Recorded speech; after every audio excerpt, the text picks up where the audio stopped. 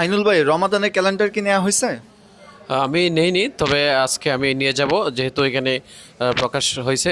ইনশাল্লাহ নিয়ে যাব রমাদানের ক্যালেন্ডার। আলহামদুলিল্লাহ, রমাদান শরীফের নির্ভরযোগ্য বিশুদ্ধ ক্যালেন্ডার, যেখানে সাহারি এবং ইফতারের সময়সূচি রয়েছে।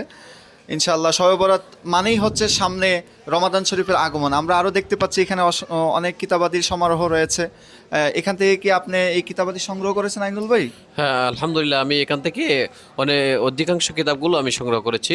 তো বাকি যেগুলো রয়েছে আমি ইনশাল্লাহ নিয়ে যাব।